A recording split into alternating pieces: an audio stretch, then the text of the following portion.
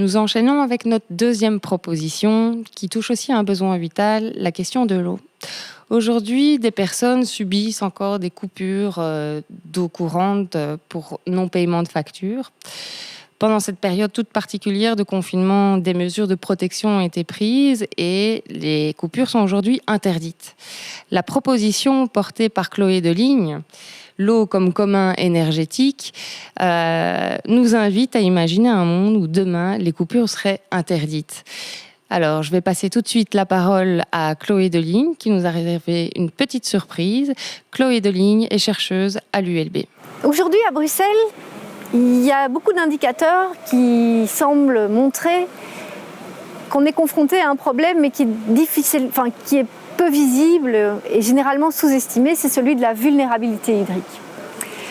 La vulnérabilité hydrique, c'est le fait de ne pas avoir accès à l'eau de manière aisée, en quantité suffisante et de qualité suffisante pour remplir des besoins de base. Ces indicateurs qui nous permettent de sentir en fait cette augmentation du problème sont soit liés à la facture d'eau ou à la difficulté du paiement de la facture d'eau. Il y a le nombre de plans de paiement, donc de personnes qui demandent à échelonner le paiement de leur facture d'eau, a considérablement augmenté au cours des 10 dernières années. Le nombre d'annonces de coupures d'eau a lui aussi considérablement augmenté, tout comme le nombre de coupures effectives du service de l'eau à domicile pour des gens qui n'ont pas réussi à honorer le paiement de la facture. À côté de ces indicateurs liés au paiement de la facture, en fait, on peut ajouter un grand nombre de personnes qui sont en vulnérabilité hydrique, mais qui sont difficilement accessibles via des données statistiques ou comptables. Ce seraient tout d'abord les personnes qui, même sans demander de plan de paiement, ont des difficultés à payer leurs factures, parce qu'elles ont des petits revenus, parce qu'elles sont dans des conditions précaires, et qui se rationnent éventuellement pour honorer cette facture.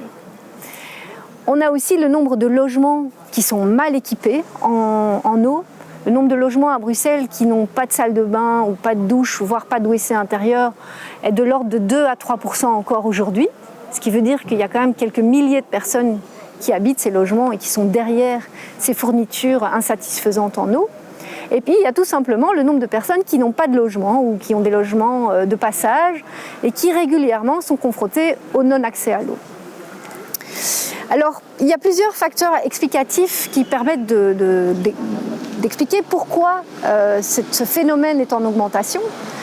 Il y a d'abord tout simplement l'augmentation du prix de l'eau. C'est un premier facteur, combiné à une précarisation très forte de la population bruxelloise au cours des 10 ou 20 dernières années. Diminution des revenus et augmentation du prix du logement assez faramineuse à Bruxelles. Il y a aussi le fait que la compagnie qui distribue les eaux a encouragé une annualisation de la facture d'eau, c'est-à-dire le fait que vous payez plutôt une fois par an une grosse somme que des petites sommes tous les mois.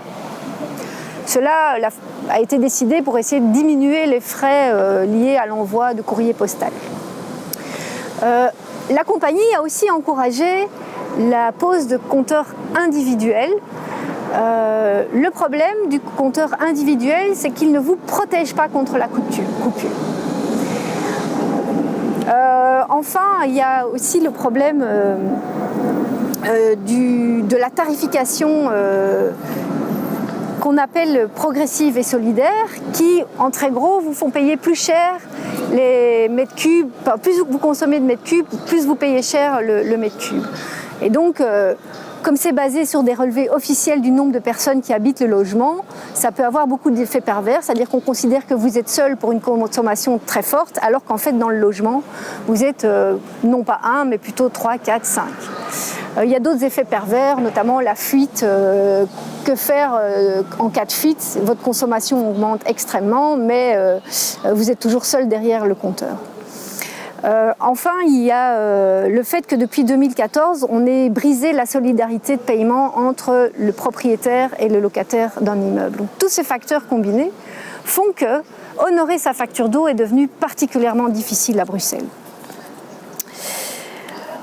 Les compagnies, en général, qu'elles soient privées ou publiques, disent mais c'est quand même normal de payer une facture d'eau puisqu'il y a un service qui est rendu à la population. C'est un argument qu'on entend tout le temps.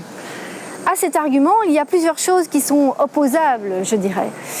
D'abord, et surtout quand la compagnie est un service public, c'est de se dire qu'un service public d'un bien de première nécessité, quelles que soient les circonstances, doit fournir un service à tous les habitants, quelles que soient leurs conditions de vie ou leur statut. Donc ça, c'est un premier argument. Le deuxième argument, c'est de dire l'eau payante, c'est quand même une nouveauté au niveau de l'histoire. À Bruxelles, jusqu'en 1855, pour être assez précise, l'eau était gratuite. L'eau était gratuite, on pouvait, alors pas forcément dans le logement, quoique il y avait des citernes, etc. Mais elle était accessible dans des sources, des fontaines, etc. Le troisième argument qu'on peut rétorquer, c'est de dire on peut éventuellement entendre l'argument qu'il y a effectivement un service coûtant éventuellement, mais pour cela il faudrait que par ailleurs il y ait un accès public à l'eau dans l'espace public ou dans les espaces communs.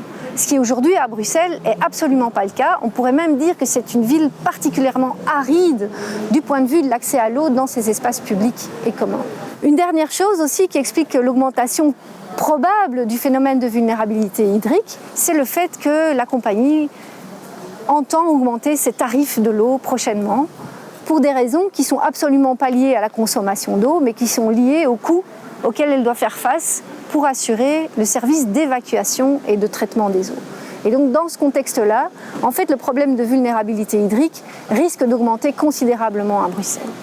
Pour toutes ces raisons, je vous propose la recommandation suivante, ou en tout cas la proposition suivante, pour éviter l'augmentation du problème, c'est de dire que l'accès à l'eau doit être garanti à toute personne et en toutes circonstances, en quantité suffisante et en qualité suffisante pour assurer ses besoins, que l'eau doit être gérée comme un bien commun et non comme une marchandise ou un service. Pour répondre à Chloé Deling, nous accueillons deux intervenants. D'une part, Véronique Van der Plan, qui est juriste au Centre d'appui énergie de la Fédération des services sociaux. Et d'autre part, Bernard Baraquet, qui est directeur de recherche au CNRS. Bernard Baraquet, je m'adresse directement à vous. Que pensez-vous finalement de cette proposition de Chloé Deling ? Est-ce que si l'eau est envisagée comme un bien commun énergétique, ça signifie de facto qu'on interdit les coupures ? Et est-ce que vous avez connaissance de mécanismes de ce style dans d'autres pays et comment est-ce qu'ils ont été mis en œuvre ? Alors, je ne connais pas tous les dispositifs qui existent dans le monde, mais il y a un pays voisin de la Belgique où on interdit de couper l'eau, c'est la France, c'est mon pays. Et ça s'est passé par une loi qui s'appelle la loi Brottes, qui, immédiatement après avoir été votée, a fait l'objet d'une expérimentation sur une cinquantaine de villes. Et tout ce que je peux vous dire, c'est que la difficulté de mettre en œuvre l'expérimentation, qui en fait comporte deux dimensions, sanctionner ceux qui gaspillent de l'eau, mais en même temps protéger les plus démunis, je prétends que ce sont des objectifs difficiles à atteindre en même temps, voire très difficiles à atteindre en même temps, et par conséquent, cette loi fonctionne pour le moment assez mal. Mais, et en particulier, elle fonctionne mal dans les immeubles collectifs. Bon. Mais pour répondre à Chloé Deling, je vais rajouter quelque chose.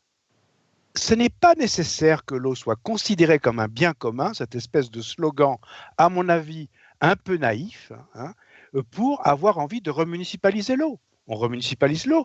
Paris a remunicipalisé son eau, comme Grenoble avant, comme d'autres villes. De plus en plus, il y en a un certain nombre en France. Ça n'est pas très important non plus, mais on peut remunicipaliser l'eau et on continue à recevoir des factures.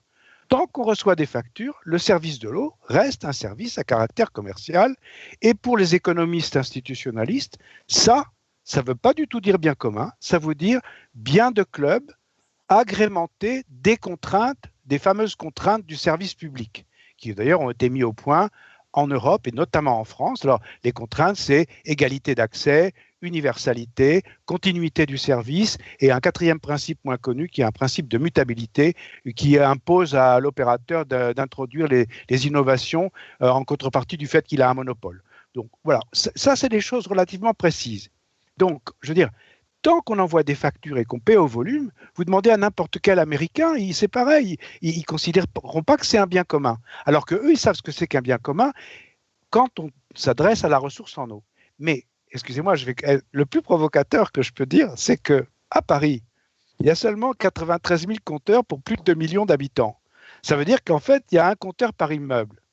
Eh bien, figurez-vous que quand il y a un seul compteur par immeuble et qu'on envoie une seule facture à tout l'immeuble et qu'ensuite on la répartit proportionnellement, non pas au volume consommé par les gens, chaque famille, mais par des surfaces, là, on traite l'eau à l'intérieur de l'immeuble comme un bien commun.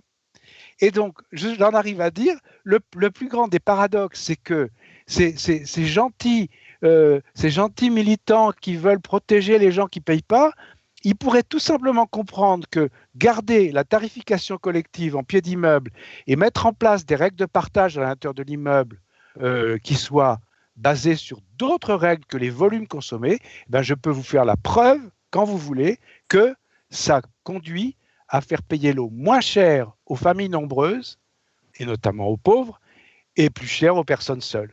Voilà. Donc, vous voyez comment ça marche. Voilà ce qu'on peut dire sur l'eau comme bien commun et le bémol qu'il faut mettre. Merci Bernard. Je me tourne maintenant vers Véronique.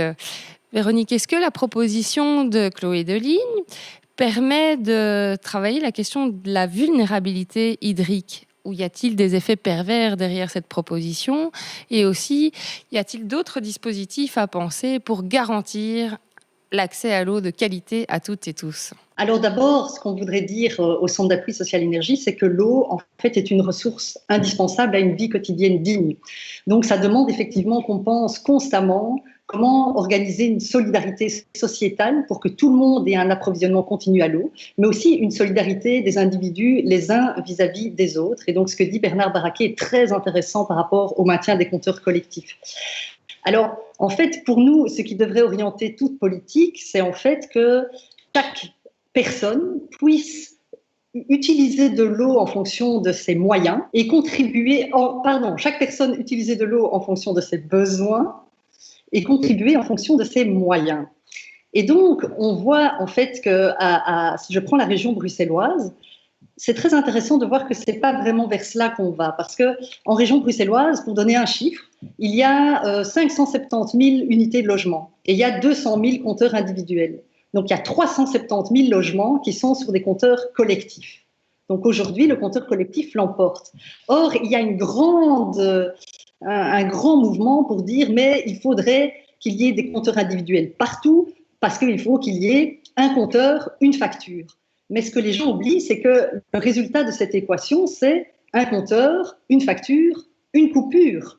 Parce qu'aujourd'hui, le fait d'être dans un immeuble collectif avec la répartition de la facture protège aussi contre la coupure, puisqu'on ne peut pas couper un immeuble collectif.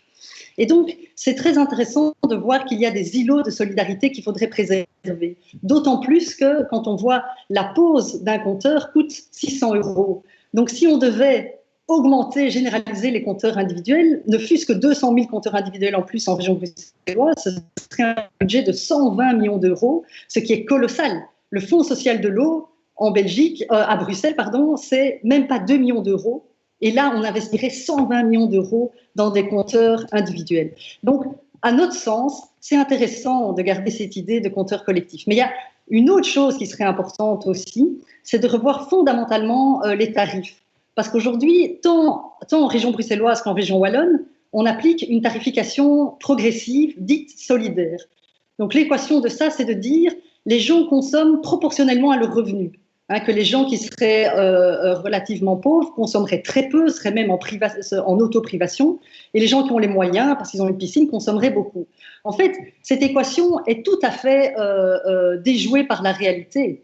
On voit qu'il y a des gens extrêmement précarisés, qui consomment beaucoup parce que leur logement est avec des équipements qui sont de mauvaise qualité et donc ils consomment beaucoup, et qu'il y a des gens riches qui consomment peu parce qu'ils mettent une citerne, un réservoir d'eau qui coûte en moyenne 2 000 € et ça leur fait des économies de parfois 45% de consommation d'eau parce qu'ils ont une citerne qui permet d'alimenter la chasse d'eau, etc.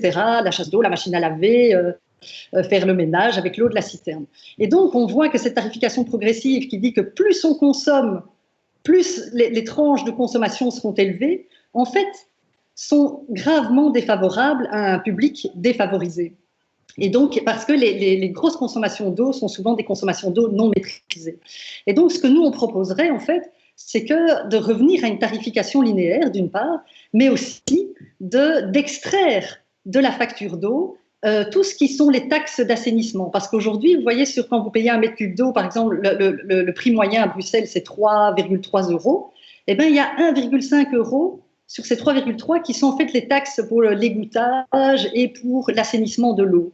Or, en fait, les gens payent ces taxes en fonction du nombre de mètres cubes consommés. Mais je vous ai dit tout à l'heure qu'il y a des personnes précarisées qui sont obligées de consommer beaucoup de mètres cubes et elles ont peu de revenus, et des personnes riches, peu de mètres cubes. Et donc, c'est injuste et inéquitable. Ce qu'on comprend après les interventions des deux intervenants, c'est que dans le prix de l'eau, le prix qu'on paye tous et toutes dans nos factures, est compris toute une série de redevances au mètre cube liées à l'assainissement notamment de l'eau. L'idée est peut-être de réfléchir à la manière de percevoir ces coûts d'assainissement autrement que par le cubage consommé, afin de diminuer la vulnérabilité hydrique des personnes précarisées, mais aussi de faire reposer ce coût de redevance de manière plus égalitaire entre les citoyens en fonction de leurs revenus.